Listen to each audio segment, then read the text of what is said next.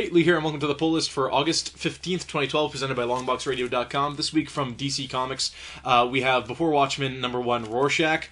Probably the book I'm looking most forward to, mostly because of Brian Azzarello, and partially because Rorschach's probably the best thing to come out of Watchmen, right? Aside from Dr. Manhattan, I mean, they're maybe equally badass in their own ways, but definitely looking forward to it. You got a pretty cool cover there. Lee Bermeo on art there. I believe I'm pronouncing that right. If I'm not, I apologize. But I've really liked his stuff in the past, so really looking forward to this one. Haven't really enjoyed the rest of the Before Watchmen stuff. Minutemen's alright, but none of them really come close to capturing what that book was originally about, in my opinion. Anyways, Catwoman, #12. We have Selena Kyle. She's entering the horrors of the dollhouse there. Pretty creepy cover there, actually. It's coming from Judd Winnick, of course, and there you have it. Not much else to say about that book this week. Supergirl, still on it, from Michael Green, of course. This is #12. A mystery awaits at the bottom of the sea, but so does death. So there it is. I've enjoyed Supergirl. I don't know. In lieu of having a dedicated Power Girl book, I guess I'll stick with that one. Coming to us also from Brian Azzarello and Cliff Chiang this week. A book that I really started enjoying as of last week. Or last month, rather, last issue, because I kind of realized it was almost like Sailor Moon, or like a weird old school anime set in the mythology of like Wonder Woman and Zeus and stuff like that. And I've really started enjoying it once I kind of realized that. So cool stuff. Looking like a cool issue. We're kind of working on a new story arc, I guess. The thing's been kind of just one continuous story going on, but good stuff. Coming to us from Image Comics is, of course, Brian K. Vaughan and Fiona Staples' Saga. This is issue 6. This is probably one of my favorite new books. The art, the characters, everything is top-notch. I mean, I just want to see the script, or you know, before Fiona Staples drew the stuff, how Brian K. Vaughan described some of these characters, like the Stalk and etc., and how they actually came to life and how close they were to his original. It's just so imaginative. We're only 6 issues in. Definitely time to still pick it up. I believe they're doing multiple printings and stuff like that, because I think it's been selling pretty well. If not, it should be. So definitely pick it up. That's Saga #6. Moving on to Walking Dead. This is 101, the follow-up to last month's best-selling book, apparently. So spoilers, Glenn is dead.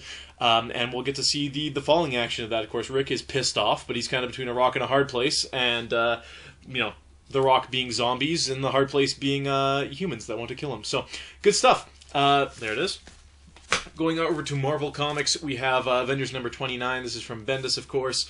I think we need to, same thing with The Incredible Hulk, we need to sit down and decide, with Iceman, does he or does he not have hair when he's in Iceman form? Because recently, especially in Wolverine the X-Men, he's definitely had like a coif going on when he's Iceman form. Here he's clearly bald, so it kind of looked like Silver Surfer at first. Maybe it is. Who knows? Anyways, so there's that. Still an AVX tie-in, so don't know what to really expect from that. Avengers Academy, this is Final Exam Part 2 of 4. I really liked the last issue.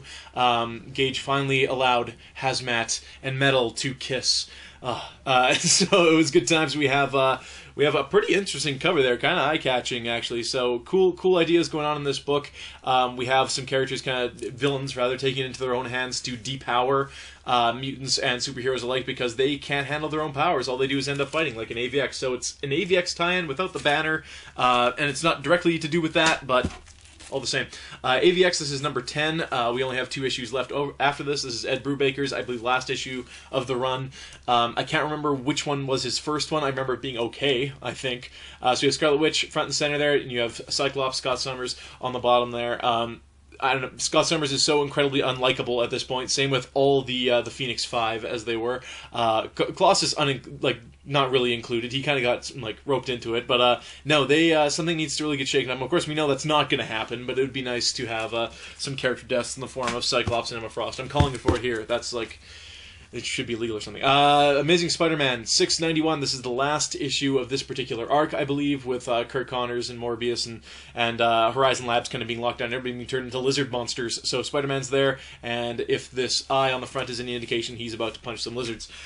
Moving on to Daredevil, which apparently we get every week now. This is from Mark Waid, of course, and the aptly named Michael Allred and Laura Allred, drawn Daredevil right there. This is issue 17. Now, Punisher, the current Punisher one, I think started around the same time as this Daredevil. So by all intents and purposes, that one should be around the same number. I don't think it's anywhere close. I think it's at like 12 or 13, if that.